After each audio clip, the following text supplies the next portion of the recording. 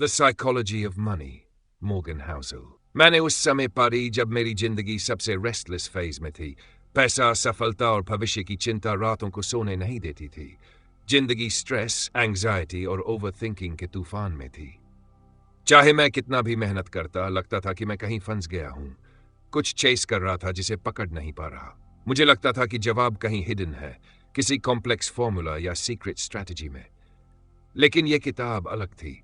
ये नंबर्स की नहीं, मेरे खुद के इमोशंस की कहानी थी। यह बताती है कि डर, लालच, इनसिक्योरिटी और ऑप्टिमिज्म हमारे पैसे संभालने के तरीके को कैसे शेप करते हैं। धीरे धीरे मुझे समझ आया, वेल्थ ब्रिलियंस से नहीं, बिहेवियर से बनती है। यह किताब सिर्फ फाइनेंशियल लेसन्स नहीं देती, बल्कि पेशेंस, पीस ऑफ माइंड और पैसे और जिंदगी को देखने का नया नजरिया देती है। सच यह है, यह सिर्फ मेरी कहानी नहीं है, यह हम सबकी कहानी है। हम सब ने कभी ना कभी पैसे को चेस करने का स्ट्रेस, उसे खोने का डर या उसका सही इस्तेमाल करने का कंफ्यूजन महसूस किया है। यह किताब बताती है कि सिंपल हैबिट्स जैसे पेशेंस, ह्यूमिलिटी और इमोशनल कंट्रोल कैसे हमारे पैसे और जिंदगी की हैंडलिंग बदल सकते हैं। जिंदगी का सबसे बड़ा शो। कॉलेज के टाइम मॉर्गन ने लॉस एंजलिस के एक होटल में वले का काम किया।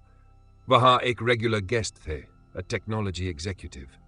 अपने 20s में वाईफाई का की कंपोनेंट डिजाइन किया, कई कंपनी स्टार्ट और सेल की और बड़ी सक्सेस हासिल की। लेकिन पैसे के मामले में उनका तरीका केओटिक था।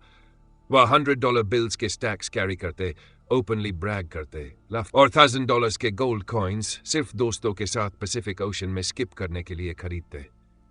कुछ दिन बाद $500 की लैंप तोड़ दी और कैजुअली मैनेजर को फंड लॉस दे दिए। लॉन्ग टर्म में यह तरीका काम नहीं चला। कुछ साल बाद वह बैंकरप्ट हो गए। वहीं वर्मोंट में एक जैनिटर रोनाल्ड रीड था। उसने सिंपल और फ्रूगल लाइफ जिया। गैस स्टेशन में कार्स फिक्स की, डिपार्टमेंट स्टोर में फ्लोर स्वीप किए। जो थोड़ा बचाया उसे पेशेंटली ब्लू चिप स्टॉक्स में इन्वेस्ट किया। धीरे धीरे स्मॉल सेविंग्स 8 मिलियन से ज्यादा बन गए और ज्यादातर उसने चैरिटी को दे दिए। रिचर्ड फुस्कोन, हार्वर्ड एजुकेटेड फाइनेंस एग्जीक्यूटिव, के पास सब कुछ था, एजुकेशन, कनेक्शंस और करियर सक्सेस। लेकिन उसने मैंशन एक्सपैंड करने के लिए हेवी बोरो किया और 2008 के फाइनेंशियल क्राइसिस में लगभग सब कुछ खो दिया।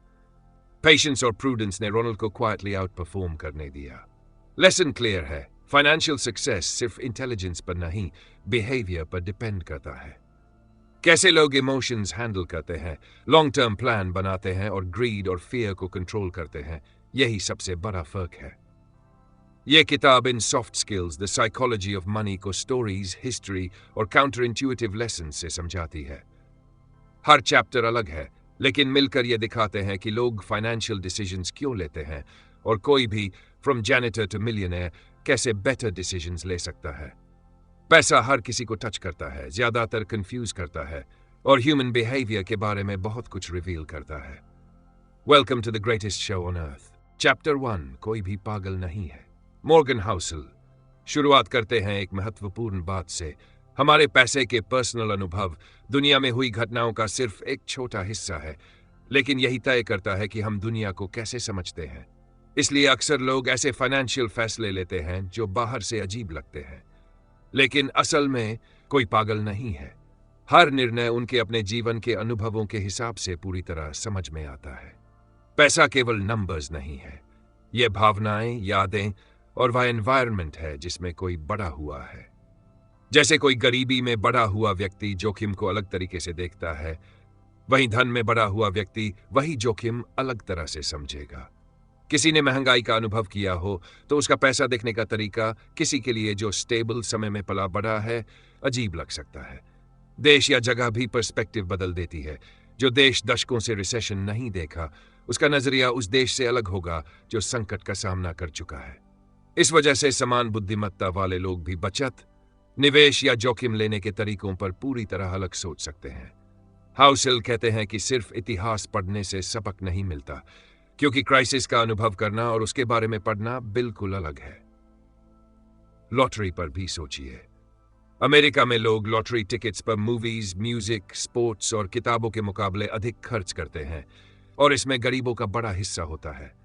पहली नजर में यह रेकलेस लग सकता है, लेकिन जो व्यक्ति कम वेतन और बिना बचत के जीवन में फंसा है, उसके लिए वह टिकट सिर्फ गैम्बलिंग नहीं है, ये थोड़ी देर के लिए होप का पल है।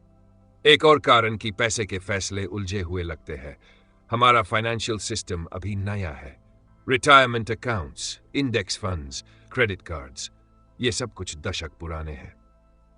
हजारों सालों के खेती या व्यापार की तुलना में मॉडर्न फाइनेंस अभी शुरुआती दौर में है, इसलिए कई लोग अभी सीखते हुए आगे बढ़ रहे हैं। तो अगली बार जब किसी का पैसा खर्च करने का तरीका अजीब लगे, याद रखिए उनकी कहानी में वह निर्णय पूरी तरह समझ में आता है।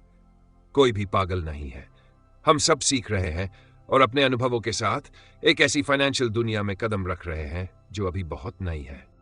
चैप्टर 2, भाग्य और जोखिम। हम अक्सर मानते हैं कि सफलता मेहनत से आती है, कि लोग इसलिए ऊपर उठते हैं क्योंकि वे ज्यादा मेहनत करते हैं, स्मार्ट होते हैं या लंबे समय तक काम करते हैं, और कभी कभी यह सच भी होता है।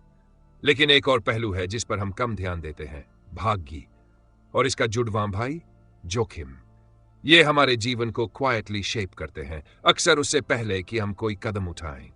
जैसा स्कॉट गैलोवे ने कहा है, कुछ भी उतना अच्छा या बुरा नहीं होता जितना लगता है। बिल गेट्स को देखें, हम उन्हें माइक्रोसॉफ्ट के को-फाउंडर और टेक विजनरी के रूप में जानते हैं, लेकिन उनकी कहानी में टाइमिंग भी बहुत महत्वपूर्ण थी। 1968 में वह उस रेयर हाई स्कूल में पढ़ते थे जहां कंप्यूटर था। लाखों स्टूडेंट्स में से गेट्स उन चुनिंदा लोगों में थे जिनके पास यह एक्सेस था। मेहनत जरूरी थी, लेकिन यह 1 in a million मौका भी उतना ही अहम था। गेट्स खुद भी मानते हैं, अगर लेक साइड नहीं होता तो माइक्रोसॉफ्ट भी नहीं होता।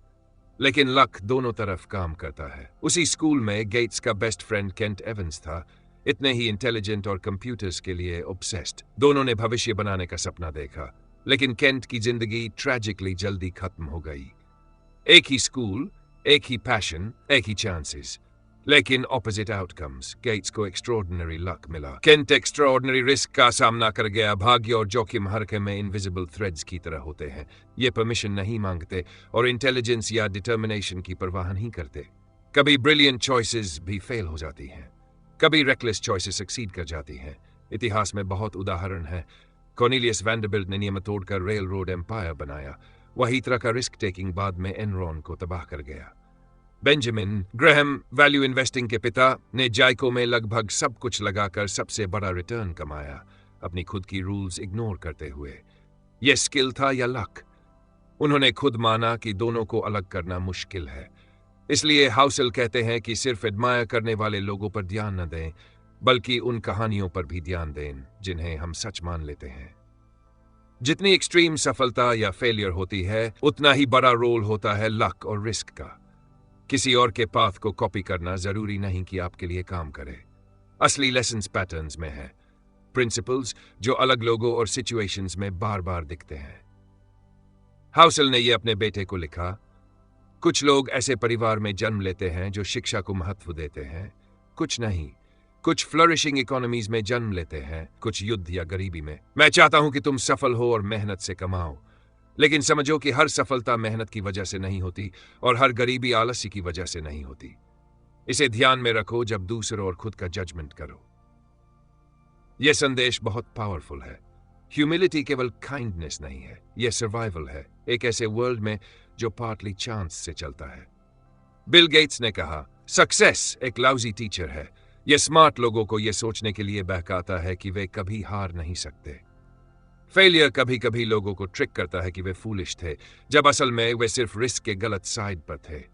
तो गोल यह नहीं है कि फेलियर को पूरी तरह अवॉइड किया जाए। असली गोल है फेल सेफली, कि कोई सिंगल मिस्टेक इतनी बड़ी ना हो कि वह आपको गेम से बाहर कर दे। जब तक आप गेम में रहेंगे, लक को आपके फेवर में काम करने का और मौका मिलेगा। खुद को प्ले में बनाए रखे और ऑड्स धीरे धीरे आपके फेवर में टिल्ट होंगे। यही तरीका है वेल्थ बनाने का, रेजिलियंस बनाने का और रियल सक्सेस पाने का, रिस्क को अवॉइड करके नहीं, बल्कि उसे सर्वाइव करके। आखिर में कुछ भी उतना अच्छा या बुरा नहीं होता जितना लगता है। चैप्टर 3, कभी पर्याप्त नहीं। जब अमीर लोग अजीब काम करते हैं। जॉन बोगल, वैंगार्ड के फाउंडर, ने एक कहानी शेयर की जो पैसे की सच्चाई को एक शब्द में पकड़ती है। एक बिलियनियर के पार्टी में लेखक कर्ट वॉनेगट ने अपने दोस्त जोसेफ हेलर से कहा, The host made more money yesterday than you've earned from Catch 22 in your entire life. Hella ने जवाब दिया, Yes, but I have something he will never have. Enough. यह एक छोटा सा शब्द, enough, बहुत गहरा है। कई लोगों के लिए, यहां तक कि दुनिया के सबसे अमीर लोगों के लिए भी, कभी खत्म होने वाली लाइन नहीं होती। इनफ का मतलब कभी तय नहीं होता। रजत गुप्ता को देखे। वह टीनेजर में ऑर्फन हो गए थे, लेकिन लगभग कुछ भी नहीं होने के बावजूद उन्होंने ऊंचाइयां छुई। मैकिन्जी के सीईओ, गोल्डमैन सैक्स के बोर्ड मेंबर, बिल गेट्स के साथ फिलैंथ्रोपिस्ट, $100 मिलियन की संपत्ति। उनके पास सब कुछ था, फिर भी यह पर्याप्त नहीं था। बिलियनर्स के बीच रहने के बावजूद उन्होंने इनसाइडर जानकारी का गलत इस्तेमाल किया, जिससे दोस्त को फायदा हुआ और अंत में दोनों को जेल जाना पड़ा। एक पल की लालच ने जीवन भर की अचीवमेंट्स मिटा दी।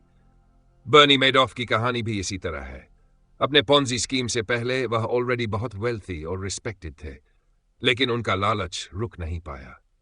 उन्होंने $multi-billion फ्रॉड बनाई, जिससे लोगों की जिंदगी बर्बाद हुई और उनकी अपनी रेप्यूटेशन भी खत्म हुई। वेल्थ और फेम ने उन्हें सेटिस्फाई नहीं किया, क्योंकि उन्होंने कभी इनफ डिफाइन नहीं किया। यह केवल अपराधियों तक सीमित नहीं है। लॉन्ग टर्म कैपिटल मैनेजमेंट एक हेज फंड जिसमें ब्रिलियंट ट्रेडर्स थे जिन्होंने व्यक्तिगत रूप से निवेश किया था, फिर भी ज्यादा चाहते रहे।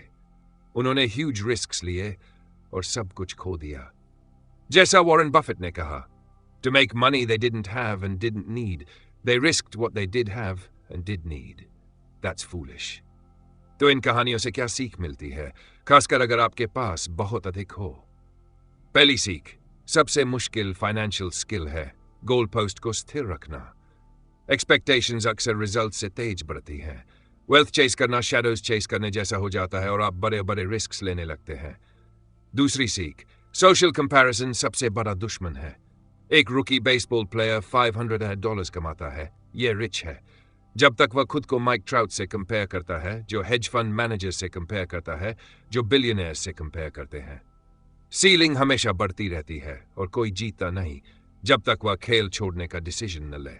जैसा एक वेगस डीलर ने कहा, The only way to win is to exit as soon as you enter. Wealth comparison में यही सच है। तीसरी सीख, इनफ का मतलब सेटल होना नहीं है, यह सैनिटी है। हमेशा और ज्यादा चाहना अक्सर रिग्रेट में बदल जाता है। ओवर ईटिंग की तरह नहीं, पैसा कोई वार्निंग नहीं देता, यह बस बढ़ता जाता है जब तक कुछ टूट न जाए। चौथी सीख, कुछ चीजें पैसा कभी रिप्लेस नहीं कर सकता।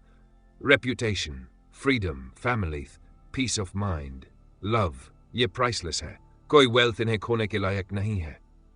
जेल के बाद रजत गुप्ता ने कहा, Don't get too attached to anything. Your reputation, your accomplishments, what does it matter? लेकिन असली सीख लॉस में नहीं है। यह सीख यह है कि जानो क्या महत्वपूर्ण है, इससे पहले कि यह चला जाए। दुनिया की सबसे पावरफुल फाइनेंशियल स्ट्रेटजी बहुत सिंपल है। सीखो कहना I have enough. चैप्टर 4, चमत्कारिक कंपाउंडिंग। वॉरेन बफेट की 84.5 अरब की संपत्ति में से 81.5 अरब उनके 60वें जन्मदिन के बाद आई। हम में से ज्यादातर लोग ऐसे आंकड़ों की कल्पना भी नहीं कर सकते। समय, धैर्य और निरंतरता ऐसे नतीजे देते हैं जो असंभव लगते हैं। कभी कभी सबसे बड़े सबक पैसे से नहीं, बल्कि प्रकृति से मिलते हैं, जैसे भूविज्ञान और बर्फ से। अरबों साल पहले धरती पर बार बार हिमयुग आते जाते रहे। कारण कोई बड़ा विस्फोट नहीं, बल्कि धरती की कक्षा में छोटा सा झुकाव था, जिसने सूर्य की रोशनी बस इतनी बदली कि बर्फ धीरे धीरे टिकने लगी। छोटे छोटे बदलावों ने धीरे धीरे मीलों मोटी बर्फ की परत बना दी। यही है कंपाउंडिंग। छोटे लगातार कदम समय के साथ विशाल नतीजे देते हैं। पैसा भी बिल्कुल ऐसा ही काम करता है। बफेट ने दशकों तक निवेश किया। अगर वो 30 से 60 की उम्र तक ही रुक जाते तो सिर्फ $12 मिलियन बनते। उनका असली रहस्य ब्रिलियंस नहीं, बल्कि समय था। जिम साइमंस ने 50 की उम्र से शुरुआत की। 66% वार्षिक लाभ के बावजूद कंपाउंडिंग का पूरा असर नहीं दिखा। सबक, कंपाउंडिंग धैर्य और टिके रहने वालों को पुरस्कृत करता है, केवल बुद्धिमान लोगों को नहीं। 1950 में IBM का हार्ड ड्राइव 3.5 GB का था। 1990 में घरों में सैकड़ों MB और आज TB तक। कंपाउंडिंग शुरुआत में धीमा लगता है, फिर अजेय हो जाता है। सबक साफ है, लोग अक्सर बड़े मुनाफे का पीछा करते हैं, 40%, 80%, लेकिन असली संपत्ति लगातार अच्छे लाभ से लंबे समय तक बनती है। कंपाउंडिंग चमक दमक नहीं, बल्कि धैर्य और निरंतरता को इनाम देता है। अगर कोई अल्टीमेट निवेश की किताब लिखे तो उसमें बस एक ही पन्ना होगा, चुप रहो और इंतजार करो। एक लंबे समय का ग्राफ साथ में। यही है असली जादू। पैसे कमाना बनाम पैसे बचाना। मॉर्गन हाउसल कहते हैं सबक साफ है। पैसा कमाना और पैसा संभालना दो अलग कौशल है। पैसा कमाने के लिए साहस चाहिए, जोखिम लेना, आशावादी होना और अनजान में कदम रखना। पैसा बचाने के लिए विनम्रता और सावधानी चाहिए, यह मानना कि आपकी सफलता में किस्मत का भी हाथ है जो हमेशा साथ नहीं देगी। माइकल मोरिट्ज, सिक्वायर कैपिटल के अरबपति निवेशक, कहते हैं कि उनकी कंपनी इसलिए बची रही क्योंकि हमेशा डर था कि कहीं कंपनी बंद न हो जाए। यानी आत्मविश्वास से ज्यादा डर और बचाव ही असली अस्त्र है। यही सर्वाइवल है। कठोर सच्चाई यह है, 40% सार्वजनिक कंपनियां अंततः अपनी कीमत खो देती हैं। फोर्ब्स 400 में लगभग 20% लोग हर दशक में बदल जाते हैं। पूंजीवाद निर्दयी है। जीतना है तो खेल में टिके रहना होगा, यानी बर्बादी से बचना। रिक गेरिन को देखिए, बफेट और मंगर के साथ तीसरे साझेदार।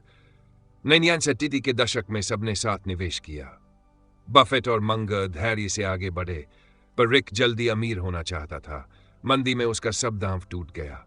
बफेट ने कहा, मैंने रिक के शेयर से भी कम में खरीदे। समान बुद्धि, समान अवसर, फिर भी रिक गायब हो गया। बफेट बोले, हम जानते थे कि अमीर बनेंगे, जल्दी में नहीं थे। रिक उतना ही समझदार था, पर जल्दी में था। सबक साफ है, जल्दबाजी और अधीरता पैसा गवाती है। नसीम तालिब ने कहा है, फायदा होने और जिंदा रहने में फर्क है, बचना जरूरी है। Chapter 6 tails. You win. आधे समय गलत रहकर भी जीत सकते हैं। निवेश और जीवन दोनों में कुछ दुर्लभ घटनाएं ही असली नतीजे तय करती हैं। इन्हें टेल्स कहते हैं। डिज्नी ने सैकड़ों कार्टून बनाए और सब असफल। फिर आई स्नो वाइट, सिर्फ 6 महीनों में 8 मिलियन कमाए और डिज्नी को कर्ज से बाहर निकाल दिया। एक घटना ने सब बदल दिया। वेंचर कैपिटल में भी यही सच है। 21,000 स्टार्टअप्स में 65% फेल, पर 0.5% ने 35 गुना से अधिक मुनाफा दिया। वही छोटी सी गिनती पूरे उद्योग का भविष्य बदल देती है। वॉरेन बफेट की संपत्ति का बड़ा हिस्सा सिर्फ डेथ निवेशों से बना है। चार्ली मंगर कहते हैं, अगर कुछ बड़े निवेश निकाल दें तो रिकॉर्ड औसत ही होगा। सच्चाई यही है, जिंदगी में कुछ ही फैसले सब बदल देते हैं। हर बार सही होना जरूरी नहीं, बस कुछ बड़े मौकों पर सही होना काफी है। Chapter 7 freedom. अपने समय पर नियंत्रण। सबसे बड़ा धन पैसा नहीं, बल्कि अपने समय पर नियंत्रण है। डैनियल कैनेमन कहते हैं, खुशी पैसा नहीं देता, बल्कि यह स्वतंत्रता देती है कि आप जो चाहे, जब चाहे, जिसके साथ चाहे उतना कर सकें। सोचिए, ऊंची तनख्वाह हो लेकिन बच्चों के लिए समय ना हो। क्या आप सच में अमीर हैं? इसके उल्ट एक शिक्षक जिसके पास गर्मियों की छुट्टियां, शामें और सप्ताहांत खाली हो, वो जीवन की गुणवत्ता में ज्यादा अमीर है। डेरेक साइवर्स ने अपनी कंपनी बेचकर करोड़ों कमाए, पर विलासिता नहीं खरीदी। उन्होंने कहा, मैं अमीर नहीं बनना चाहता, बस स्वतंत्र रहना चाहता हूं। मॉर्गन हाउसेल कहते हैं, सबसे अमीर वही है जो सुबह उठकर कह सके, आज मैं जो चाहूं कर सकता हूं।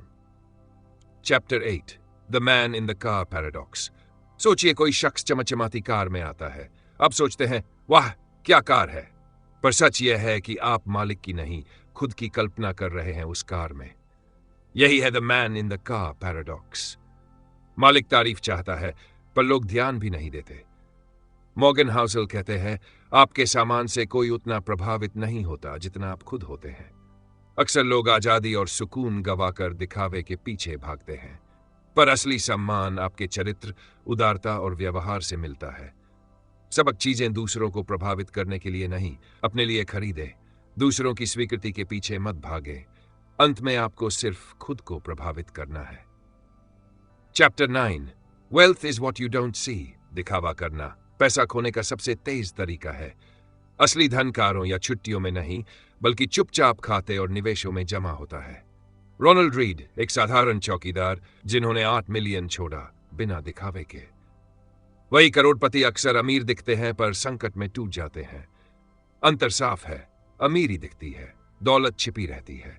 हर रुपया जो आप खर्च नहीं करते, वो भविष्य की स्वतंत्रता और सुरक्षा के लिए है। Chapter 10 save money. धन बनाने का सबसे आसान और निश्चित तरीका है बचत। ये इस पर निर्भर नहीं कि आप कितना कमाते हैं, बल्कि कितना बचाते हैं।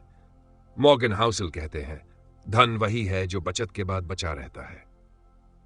ज्यादातर लोग हर बड़ी आय के साथ जीवन शैली भी बढ़ा लेते हैं, पर कुछ साधारण लोग करोड़पति बन जाते हैं क्योंकि उन्होंने बचत और धैर्य चुना। बचत का कोई खास कारण जरूरी नहीं, जीवन अनिश्चित है। बचत आपको विकल्प देती है, नौकरी छोड़ने, संकट झेलने का या परिवार के लिए समय निकालने का। बचत ऑक्सीजन जैसी है, तो ध्यान नहीं जाता, पर न हो तो जीना मुश्किल हो जाता है।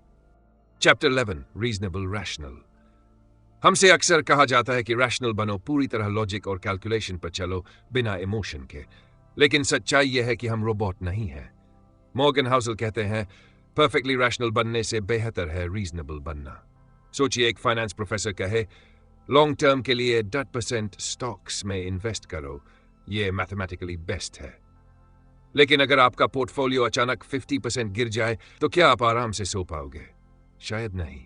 एक रैशनल स्ट्रैटेजी जिसे आप निभा ही ना पाओ, उससे बेहतर है एक रीजनेबल स्ट्रैटेजी जिसे आप लगातार फॉलो कर सको। जैसे मॉर्गेज लीजिए, प्योर मैथ के हिसाब से लोन की एक्स्ट्रा पैसे इन्वेस्ट करने चाहिए, लेकिन बहुत लोग लोन जल्दी चुकाते हैं क्योंकि करना होना सिक्योरिटी देता है। ये परफेक्ट रेशनल नहीं है, लेकिन रीजनेबल है, और लंबे समय में वही स्ट्रैटेजी काम करती है जिसे आप टिके रहकर फॉलो कर सको। फाइनेंस डिसीजन स्प्रेडशीट्स पर नहीं होते, ये होते हैं डिनर टेबल पर, फैमिली से बात करते हुए, डर या खुशी के पलों में। सोशल सिक्योरिटी का एग्जाम्पल लीजिए, 70 तक वेट करने पर पैसा ज्यादा मिलेगा, लेकिन अगर कोई पहले रिटायर करे तो उसे हेल्थ और फैमिली के साथ ज्यादा साल मिलेंगे। ऑन पेपर ये ऑप्टिमल नहीं, लेकिन लाइफ के लिए बिल्कुल रीजनेबल है। चार्ली मंगर ने कहा था, The goal is not to be smarter than the other guy, it's to be more disciplined than the other guy. Discipline he reasonable है, discipline ही टिकाऊ है। Takeaways, perfect model और flawless logic के पीछे मत भागो। ऐसी प्लान बनाओ जिसे अच्छे और बुरे समय में निभा सको। रीजनेबल प्लान जिसे आप टिका कर रख सको, वो हमेशा रैशनल प्लान से बेहतर है जिसे आप बीच में छोड़ दो। आखिर में पैसा आखिरी डेसिमल तक स्क्वीज करने के लिए नहीं है, ये आराम से जीने और रात को चैन की नींद सोने के लिए है। Chapter 12 surprise. इतिहास दरअसल बदलाव की स्टडी है, और आयरनी यह है कि हम उसे फ्यूचर प्रिडिक्ट करने के लिए मैप की तरह यूज करते हैं, लेकिन फ्यूचर की एक गारंटी है, वो आपको सरप्राइज करेगा। मॉर्गन हाउसल कहते हैं, history is the study of surprises. Future भी वैसा ही होगा। थोड़ा पीछे सोचिए, 1990s में किसने सोचा था कि इंटरनेट हर जगह छा जाएगा? 2007 में किसने हाउसिंग बबल और ग्लोबल इकोनॉमी कोलैप्स इमेजिन किया था? 2019 में किसे अंदाजा था कि पैंडेमिक पूरी दुनिया को रोक देगा? एक्सपर्ट्स के पास मॉडल्स, चार्ट्स और फोरकास्ट्स थे, रियलिटी के पास सरप्राइजेस थे। क्यों? क्योंकि दुनिया को शेप करने वाले सबसे बड़े फोर्सेस वही होते हैं जिनकी हमें उम्मीद नहीं होती। War, pandemic, tech breakthrough, political shift, एक अनएक्सपेक्टेड इवेंट सब बदल सकता है, और अक्सर यही इवेंट सबसे ज्यादा मैटर करते हैं। कुछ एग्जाम्पल्स, 1978 से पहले 401k एग्जिस्ट ही नहीं करता था, आज रिटायरमेंट का मेन बेस है। 2007 का आईफोन जिसने बिजनेस, कल्चर और हैबिट्स बदल दिए। इंटरेस्ट रेट्स, इन्फ्लेशन, रिसेशंस, ये रेयरली वैसे बिहेव करते हैं जैसे फोरकास्ट किया गया हो। Lesson, humility. एक्सेप्ट कीजिए, मुझे फ्यूचर का पता नहीं, और ये ठीक है। इसलिए अपनी मनी स्ट्रैटेजी ऐसे बनाए जो सरप्राइजेस झेल सके। जितना सोचा है उससे ज्यादा बचत कीजिए। प्लान्स में हमेशा एरर की जगह छोड़िए। एक फोरकास्ट पर सब कुछ दांव मत लगाइए। सच्चाई यह है, फ्यूचर अनसर्टन है, और हिस्ट्री के सबसे बड़े इवेंट्स वही रहे हैं जो आउटलायर्स थे, पूरी तरह अनएक्सपेक्टेड। ये सिर्फ इन्वेस्टिंग में नहीं, लाइफ में भी सच है। वो एक जॉब जिस करियर बदल दिया, वो एक इंसान जिसने जिंदगी का रास्ता मोड़ दिया, वो एक क्राइसिस जिसने आपको ग्रो करने पर मजबूर किया। ये सब सरप्राइजेस थे।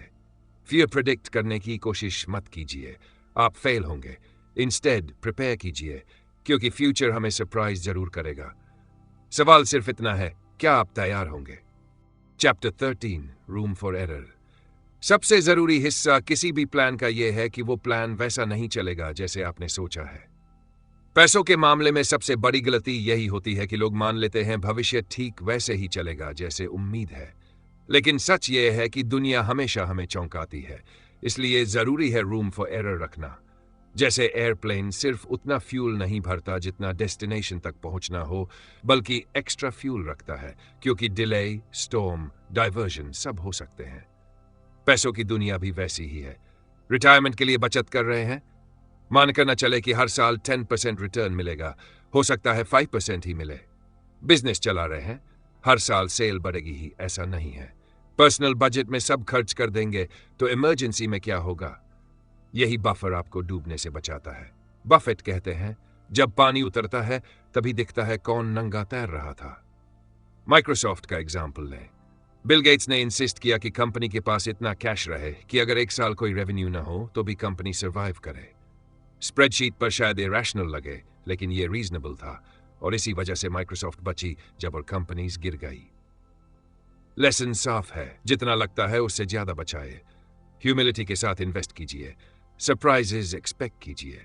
वेल्थ परफेक्ट होने से नहीं आती, गलती झेल कर भी टिके रहने से आती है। रूम फॉर एरर ही वो ऑक्सीजन है जो मुश्किल वक्त में आपको जिंदा रखती है। चैप्टर 14। लंबे समय की प्लानिंग मुश्किल है क्योंकि इंसान की चाहते और गोल्स बदलते रहते हैं। मॉर्गन हाउसल सोचिए, 18 साल की उम्र में आपके सपने क्या थे और आज क्या है? शायद बहुत बदल गए। यही सच है, आप बदलेंगे। 20 की उम्र, adventure, travel, risk, 40 stability, family, security. 60 की उम्र, फ्रीडम, हेल्थ, पीस। ये वीकनेस नहीं, ह्यूमन नेचर है। प्रॉब्लम तब होती है जब हम रिजिड प्लान बना लेते हैं, जैसे आज की चाहत हमेशा सेम रहेगी। कई लोग बड़े घर चेस करते हैं, बाद में बोझ लगने लगता है। कई हाई पेइंग जॉब करते हैं, लेकिन रियलाइज होता है कि असल में उन्हें टाइम चाहिए था, न कि ज्यादा पैसे। Solution, flexibility. अपनी फाइनेंशियल लाइफ को ऐसा बनाए कि फ्यूचर में चेंज आए तो भी आप सेफ रहे। बेजोस कहते हैं, हमेशा उन चीजों पर डिसीजन लो जो कभी नहीं बदलती। टाइमलेस ट्रूथ्स, फ्रीडम हमेशा जरूरी रहेगा, फ्लेक्सिबिलिटी हमेशा जरूरी रहेगा, सिक्योरिटी हमेशा जरूरी रहेगा। इसलिए गिल्ट मत महसूस कीजिए अगर गोल्स बदले। ये ग्रोथ है, फेलियर नहीं। असली सवाल ये होना चाहिए, मैं आज ऐसी सेटअप कैसे बनाऊं कि जब मैं बदलूं और बदलूंगा ही तब भी सब ठीक रहे। चैप्टर 15। Nothings free. हर चीज की कीमत होती है, बस हर कीमत लेबल पर नहीं लिखी होती। मॉर्गन हाउसल, फाइनेंस और लाइफ दोनों में कुछ भी फ्री नहीं है। घर खरीदना, प्राइस साफ है। स्टॉक मार्केट में इन्वेस्ट करना, यहां प्राइस है वॉलेटिलिटी, क्रैश, डरावनी खबरें, स्लीपलेस नाइट्स। प्रॉब्लम यह है कि लोग रिटर्न तो चाहते हैं पर प्राइस नहीं देना चाहते।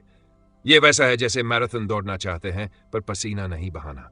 हिस्ट्री देखें, नरहुड से अब तक यूएस स्टॉक्स ने इन्फ्लेशन के बाद 6 to 7% एनुअल रिटर्न दिया। वेल्थ बनी, लेकिन बीच में लोगों को सहना पड़ा। Great depression, world Wars, .com crash, 2008 crisis और दर्जनों छोटे मेल्टडाउन, यानी रिवॉर्ड मिला, लेकिन प्राइस चुकाकर। यही सच हर जगह है। स्ट्रॉन्ग करियर, रिजेक्शन और स्ट्रेस का प्राइस। स्ट्रॉन्ग बॉडी, मेहनत और सैक्रिफाइस का प्राइस। फाइनेंशियल फ्रीडम, बचत का प्राइस जबकि सब खर्च कर रहे हो। ट्रेजेडी ये होती है कि लोग वॉलेटिलिटी को फाइन मानते हैं, जबकि वो फी है, पे करनी ही होगी। सही सवाल ये नहीं कि प्राइस से कैसे बचूं, बल्कि यह है कि क्या मैं इसे चुकाने के लिए तैयार हूं।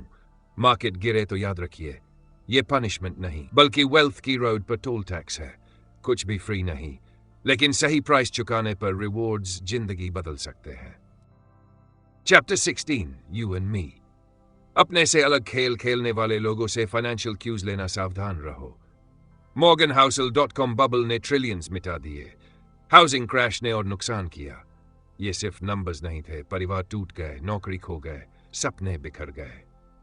बबल्स तब बनते हैं जब लोग दूसरे खेल खेल रहे लोगों को कॉपी करते हैं। लंबी अवधि के निवेशक के लिए स्टॉक का सही मूल्य दशकों की वृद्धि से तय होता है। रिटायर होने वाले के लिए अगले 10 साल की योजना। दैनिक ट्रेडर के लिए सिर्फ आज का मूव। याहू 99 देखें, ट्रेडर्स के लिए परफेक्ट। लंबी अवधि के निवेशकों के लिए अवास्तविक। हाउसिंग मार्केट में भी यही। जोखिम तब बढ़ता है जब लंबी अवधि के निवेशक अल्पकालिक खिलाड़ियों को कॉपी करे। Cisco 1999 classic example. लेसन, अपनी समय सीमा समझो और दूसरों के खेल से प्रभावित मत होइए। करियर, खर्च और जीवन शैली में भी यही सच है। अपनी गेम डिफाइन करो। हाउसल के लिए मैं पैसिव इन्वेस्टर हूं। लंबी अवधि की वृद्धि में आशावादी और भरोसा है कि 3 वर्षों में पोर्टफोलियो बढ़ेगा। एक बार गेम साफ हो जाए, शोर इग्नोर कर सकते हैं। अपना खेल खेलो। Stay sane. Chapter 17. The Seduction of Pessimism. आशावाद बिक्री का झांसा सा लगता है, निराशावाद मदद करने जैसा लगता है, निराशावाद समझदार और सुरक्षित लगता है, आशावाद भोला लगता है, फिर भी लंबी अवधि में वही जीतता है। 2008 वित्तीय संकट देखे, कह रहा था कि अमेरिका 6 राष्ट्रों में बन जाएगा। ड्रामेटिक लगा, लोग सुने। 1946 में जापान, अगर कहा कि जल्दी ही अमीर और नवोन्मेषी होगा, लोग हंसते। फिर भी वही हुआ। पैराडॉक्स, निराशावाद गहरा लगता है, आशावाद मूर्खतापूर्ण। कारण मस्तिष्क हानि को लाभ से ज्यादा डरता है। मार्केट का छोटा गिरना हेडलाइंस बन जाता है, बढ़ना शायद ही ध्यान में आता है। कि निराशावादी सोचते हैं कि समस्याएं स्थायी हैं। लोग भूल जाते हैं कि इंसान अनुकूलन करते हैं। तेल में महंगा, फ्रैकिंग हुआ, रोग, नई दवाएं आईं, संकट, नवाचार हुआ। लेसन, धन बनाने के लिए अस्थिरता भय कर करना जरूरी है। यह प्रगति की कीमत है। स्टीफन हॉकिंग कहते हैं, मैंने 51 साल की उम्र में उम्मीदें शून्य कर दी, उसके बाद जो कुछ भी हुआ वह बोनस था। निराशावाद सतर्क बनाता है, आशावाद आगे बढ़ाता है, साथ में यह सहनशीलता देती है। दुनिया गिर नहीं रही, बस बढ़ते हुए शोर है। When you'll believe anything, कहानियां आंकड़ों से ज्यादा ताकतवर होती हैं। मॉर्गन हाउसल 2000 और 2009 में टाइम स्क्वायर की कल्पना करें। Same lights, same crowd, same city. फिर भी अर्थव्यवस्था संकट में, बेरोजगारी बढ़ी, धन कम हुआ, बाजार आधा। अंतर, कहानियां व्यवहार बदल देती है। नैरेटिव बदलते ही खर्च, भय और बाजार प्रतिक्रिया करते हैं। लेसन्स, हम वही मानते हैं जो हम सच मानना चाहते हैं। Stock tips, Ponzi schemes, bubbles, आकर्षक कहानियां वास्तविकता को ओवरराइड करती हैं। हम गैप्स अपनी कहानियों से भरते हैं। पीछे मुड़कर देखते हैं तो लगता है सब प्रिडिक्टेबल था। स्किल को श्रेय देते हैं, भाग्य इग्नोर करते हैं, पैटर्न्स देखते हैं जो वहां नहीं। फाइनेंस मेसी, ह्यूमन, इमोशनल, नियंत्रण चाहने की वजह से हम खुद को कंफर्टिंग स्टोरीज बताते हैं। इवन भ्रम, एक एलियन जो पृथ्वी का चक्कर लगा रहा है, सोचता है कि अर्थव्यवस्था समझ रहा है, पर असली कहानी छूट गई। वही हम सब हैं। टेक अवे, बाजार को नंबर नहीं, कहानियां चलाती है। सबसे खतरनाक झूठ वही है जो हम खुद को बताते हैं। Chapter 19, all together now. मैं तुम्हें यह नहीं बता सकता कि अपने पैसे के साथ क्या करना है, क्योंकि मैं तुम्हें नहीं जानता। Morgan Housel. यह चैप्टर सारे लेसन्स को जोड़ता है और पैसे के लिए एक आसान पॉकेट गाइड देता है। हाउसल एक कहानी से शुरू करते हैं। 1988 में क्लेरेंस ह्यूजेस की मौत एक मेडिकल प्रोसीजर से हुई जिसके लिए उन्होंने कभी अनुमति नहीं दी थी। उस समय डॉक्टर मानते थे कि हर किसी के लिए एक ही इलाज सही है। धीरे धीरे मेडिसिन ने सीखा कि मरीजों को विकल्प देना जरूरी है, जैसा पैसे के मामले में है। कोई यूनिवर्सल सोल्यूशन नहीं, केवल यूनिवर्सल ट्रूथ्स है। पैसे संभालने के लिए मुख्य ट्रूथ्स, लक और रिस्क का सम्मान करो। चीजें हमेशा जैसी दिखती है वैसी नहीं होती। कम ईगो, हर रुपये की बचत कल की आजादी देती है। आराम, सही फाइनेंशियल चॉइस वह है जो रात में चैन से सोने दे। समय को फैलाओ, समय छोटे जीत को बड़े धन में बदल देता है। गलत होने में आराम महसूस करो। कुछ जीतने वाले अक्सर कई हारने वालों से ज्यादा असर डालते हैं। पैसे का उपयोग अपने समय पर कंट्रोल पाने के लिए फ्रीडम सबसे बड़ा लाभ है। दिखावा मत करो। ह्यूमिलिटी लक्जरी से ज्यादा मायने रखती है। सिर्फ बची गोल के लिए नहीं, बल्कि जीवन के सरप्राइजेस के लिए। कुछ भी फ्री नहीं, हर रिवॉर्ड के साथ हिडन कॉस्ट होती है। गलती की गुंजाइश रखो। मार्जिन ऑफ सेफ्टी आपको गेम में बनाए रखता है। अत्यधिक मत करो। गोल्स और लाइफ बदलते हैं। रिजिडिटी से रिग्रेट होता है। रिस्क पसंद करो लेकिन रूइन से डरें। रिस्क वेल्थ बढ़ाता है, रूइन खेल खत्म कर देता है। अपना खेल खेलो। दूसरों को कॉपी मत करो जिनके गोल्स और समय अलग हैं। गड़बड़ स्वीकार करो। कोई एक सही जवाब नहीं, सिर्फ वही जो तुम्हारे लिए काम करता है। वेल्थ तक पहुंचने का कोई एक रास्ता नहीं है, प्रिंसिपल्स हैं जो तुम्हारे सफर को गाइड करते हैं। सवाल यह नहीं कि किसी और के लिए क्या काम किया, बल्कि तुम्हारे लिए क्या काम करता है। तुम्हारा खेल क्या है, तुम्हारा रास्ता क्या है। Chapter 20, confessions, the psychology of my own money. तुम्हारे पास क्या है और क्यों। सैंडी गॉटसमैन। मॉर्गन हाउसल कहते हैं कि पैसे के निर्णय व्यक्तिगत होते हैं। कई लोग स्ट्रैटेजीज रेकमेंड करते हैं जिन्हें वे खुद फॉलो नहीं करते। जैसे डॉक्टर अपने लिए सरल ट्रीटमेंट चुनते हैं, वैसे ही हाउसल वही करते हैं जो सही लगता है, केवल रैशनल दिखने के लिए नहीं। बचत, सेविंग चार्ली मंगर ने कहा, मैं अमीर बनने का इरादा नहीं रखता था, मैं बस स्वतंत्र होना चाहता था। हाउसल भी इसी प्रिंसिपल पर चलते हैं, अपनी जरूरत से कम जीते हैं और हर रेज को इंडिपेंडेंस फंड में सेव करते हैं। अपना घर पूरा अपने नाम रखते हैं। मॉर्गेज ना होने से फ्रीडम और पीस ऑफ माइंड मिलता है। एक्स्ट्रा कैश सुरक्षा के लिए रखा जाता है ताकि जीवन के सरप्राइजेज में जल्दी निर्णय न लेना पड़े। कंपाउंडिंग का पहला नियम है, इसे अनावश्यक रूप से मत रोको। मॉर्गन हाउसल ने स्टॉक्स चुनने से mostly low cost index funds में निवेश किया। सिंपल और पेशेंट स्ट्रेटजीज ज्यादा मायने रखती है, मार्केट को बीट करने से नहीं। सेव करो, इन्वेस्ट ऑटोमेटिक करो और कंपाउंडिंग काम करे। उनकी कुल संपत्ति, घर, कैश, इंडेक्स फंड्स। कॉम्प्लेक्सिटी नहीं, सिर्फ स्टेबिलिटी। गुड डिसीजंस हमेशा रैशनल नहीं होते, कभी कभी तुम्हें खुश होने और सही होने में से चुनना पड़ता है। उनके लिए खुश रहना, क्रोध स्वतंत्र रहना, यही उनका खेल है। तुम्हारा क्या है? सुनना अच्छा है, लेकिन करना बेहतर है। ट्री आसान और असरदार कदम। अपना खेल तय करो, अपने लक्ष्य, समय सीमा और जोखिम सहनशीलता लिखो। खर्च, बचत और निवेश अपने प्राथमिकताओं के अनुसार करो। हर महीने जांच करो और छोटे उतार चढ़ाव की चिंता मत करो। सुरक्षा की गुंजाइश बनाओ, 3-6 महीने का खर्च इमरजेंसी फंड में रखो। निवेश फैलाओ, सब पैसा एक जगह मत लगाओ। अचानक बदलाव के लिए तैयार रहो ताकि शांत रहकर सही फैसला ले सको। बचत को ऑटोमेटिक बनाओ, इंडिपेंडेंस फंड के लिए अलग खाता खोलो। हर महीने थोड़ी थोड़ी राशि अपने खाते में डालो। समय के साथ पैसा बढ़ेगा, सिर्फ इच्छा शक्ति पर भरोसा मत करो। यह किताब सिर्फ अमीर बनने के लिए नहीं है, यह अपने तरीके से जीवन जीने के लिए है। यही सच्ची स्वतंत्रता है।